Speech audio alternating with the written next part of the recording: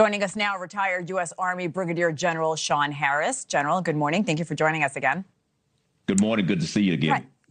Good to see you, sir. President Trump ordering the U.S. military to shoot and kill any Iranian boats that are laying mines in the Strait of Hormuz. But he also says the U.S. still holds the cards in the strait. Here's a little bit of what he said, sir. We have total control of the strait. They came to us and they said, we will agree to open the strait. And all my people were happy. Everybody was happy except me. I said, wait a minute, if we open the strait, that means they're going to make $500 million a day. So I'm the one that kept it closed. General, do we have control of the strait? How much sway does the U.S. have over that waterway as Iran is releasing propaganda video of it recently taking over a non-U.S. ship? Yeah, you know, SITCOM is doing an awesome job when it comes to the Strait of Hormuz. What I will also say to you is this.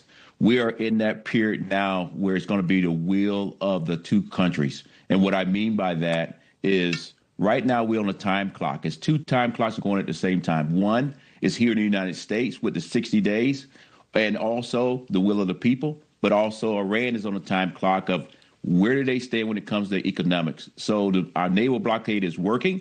But we need to bring in additional assets to make sure that we can take out those small boats. I have to ask you about the mines. The Pentagon is denying a Washington Post story that it could take 6 months to clear out all the mines, reopen the strait. Besides the danger and violence in that area, that, of course, also means economic fallout here, not only in the States, but around the world. What's the timetable you're expecting for an end to this standoff? Well, I will tell you right now, nobody really knows this timetable. There's a lot of different variables going on. My recommendation would be back to Washington, D.C. and the senior leaders there in the Pentagon would be this, is that this is the time that we need to bring down the rhetoric with our friends and colleagues in NATO and ask them to bring in assets when it comes to mine-sweeping capabilities. Bringing those assets, that gives NATO and our partners around the world an opportunity to get into this fight. But at the end of the day, it's not about getting into the fight. It's about opening the street back up so that the world in itself, from an economic prospect, can actually start opening up and making money again.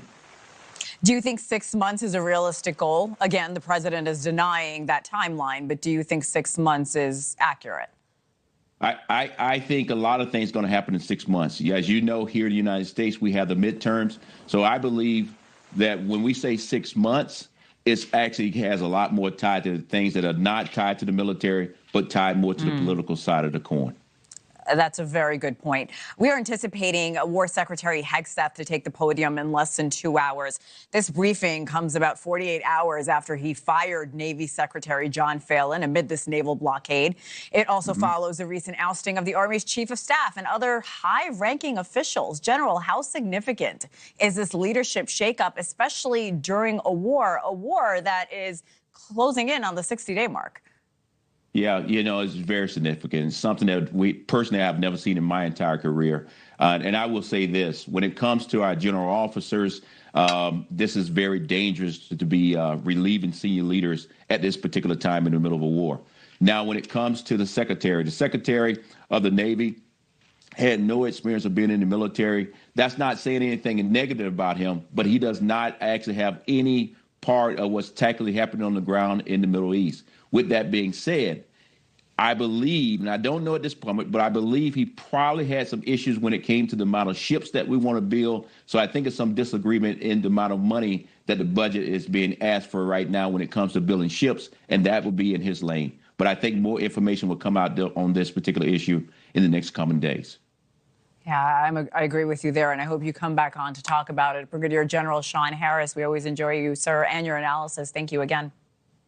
Thank you, too.